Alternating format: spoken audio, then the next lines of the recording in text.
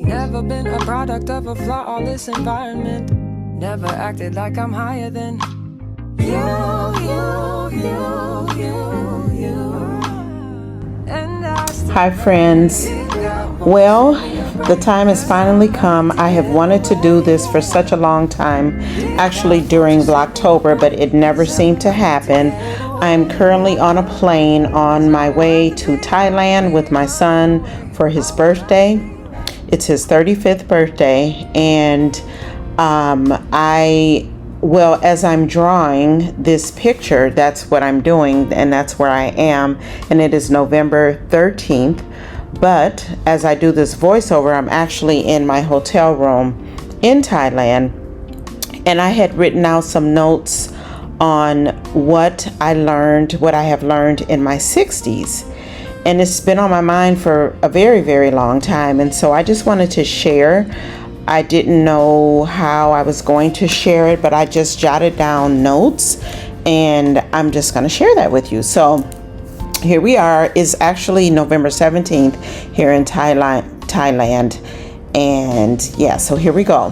So the first thing I've learned in my 60s, not the first thing, but a thing I've learned in my 60s, and a very important one: love on your loved ones while you can and as much as you can. There's a really good chance that your parents, if you still have them, will leave this world before you do, although that's not guaranteed. I know you know this, but you really need to understand what I'm saying. They will leave you one day, and you'll have to figure it out and experience a world without them in it. Have them talk about what they'd like you to do after they are gone, if possible. What are their wishes for you? And I'll just leave it right there. It's so much more I could say, but I just want to leave that right there for now. The second thing I've learned is friends fall off. Yes, they do. Sometimes out of sight is out of mind. Like, for instance, I really learned when I relocated from my hometown to another state, I did not take a lot of those friends with me. They didn't stop being my friends, but physically and, in all the ways, they're really not my friends anymore. I don't talk to you anymore. It's been going on 5 years that I've been gone, and I have 2 friends left that I talk to from my hometown, of which I lived for almost 40 years. Friends fall off, and by the time you get to my age, which is 63, you'll have a pretty good idea of the real ones. If you have 2 or even 1 good friend, you are blessed. Number 3, work friends are not your friends, okay? They are co-workers, Michelle. That took me years to realize. I'm just realizing this really in the last few years. They're co-workers. They're not your friends. Do your job and go home. Remember this and govern yourself accordingly when you are on these jobs. Number 4, I believe, you can relocate anywhere you want to and start over. You can. It's not as hard as you think. Make a plan, write the vision, make it plain, and do it. You can do it. Number 5, never settle. Let me say that again. Never settle. And that means for anything or anyone. Wait for what you truly want. Look at the whole picture. You cannot judge a thing or a person based on the good parts only. You have to weigh the negatives as well. And that saying concerning marriage about if the good outweighs the bad, then go for it. It's not true. It's not true, y'all. It's not true. Because that one negative thing can override 10 positive things. Yes. Number 6, give people grace. People need a lot of grace today. Times are hard. People going through a lot. You don't know what the next person is going through. Give people the benefit of the doubt sometimes. Cut them some slack. Number 7, speak up and advocate for yourself. This becomes easier the older you get. You just get more outspoken. It just comes naturally to be more outspoken the older you get. The Bible says you have not because you ask not. So speak up, advocate for yourself. Number 7, I believe, people are selfish. They are selfish. I have learned this. And I don't mean to be negative. I'm just telling you, is this going to help you?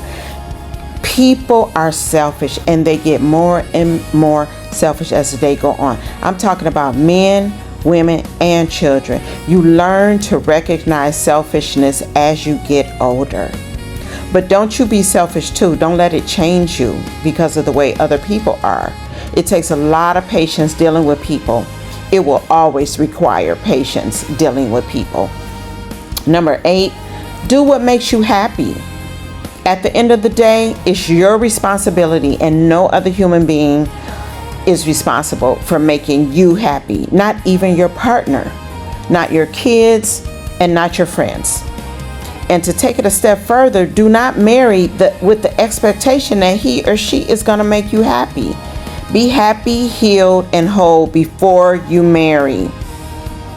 Phew, that one was for free. Be happy, healed, and whole before you marry. Don't marry so that you can be those things. Number 9, maybe. Death is inevitable.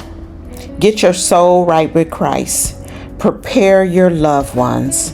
Set your business affairs in order. Do not leave that burden for your loved ones because they are already grieving.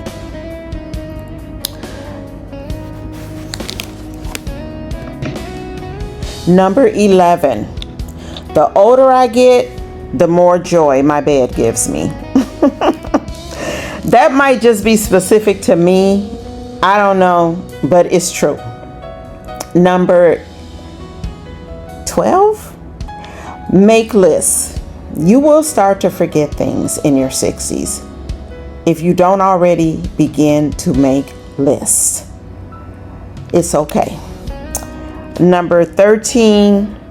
Put as much money as you can afford away in your younger years so that you can retire early and live a leisurely life by the age of 60 at the latest.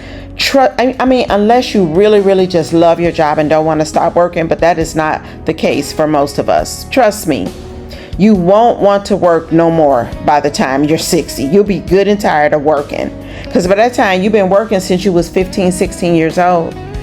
And the age of retirement is getting later and later as times become increasingly hard. Number 14, stop stressing over things you have absolutely no control over. You need to kind of weigh that. Like if something is going on, it's stressing you out, and it's something that, say the time change on an event to an earlier time or a later time and it inconvenienced you. But if the time change, the time change. And there's nothing you can do about it. So try to manage your emotions and not stress over something you absolutely cannot change. And finally, number 15. This is this is not an exhaustive list. These are just things that have come to my mind that are at the forefront of my mind, but it's certainly not all of the things. Number 15. Guys, I have come back several days later to finish out this blog and this message. I am currently in an airport trying to get back home from Thailand.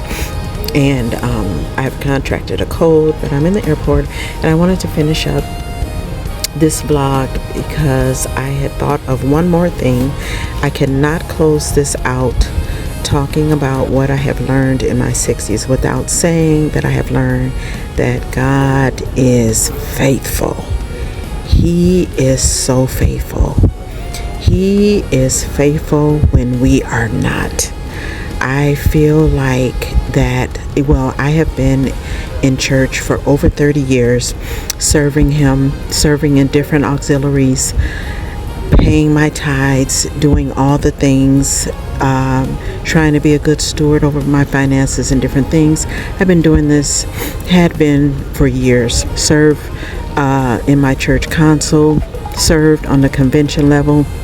On an international level and all of this. But since I relocated from my home, I have not found a church, as I've said many times in blogs, I've not found a church that I have liked. So I have been a non-member for over 4 years, going into 5. That means 5 years that I have not paid tithes into a certain ministry or anything, but yet I'm still here and God has been faithful to me. I have not gone hungry. A bill has not gone unpaid. And I just thank him. He is so faithful, y'all. Even when we're not, I have kind of slipped up over these last 4 or 5 years, just not as faithful and all of that as I had been in prior years, but yet my God, he has never changed. He has never failed me. I cannot thank him enough. And so I just want to end this by saying that, God, I have learned over the years, it's not even, a matter of you do this and God do that. I have learned no matter what, he is faithful unto his people. And I'm so grateful for that.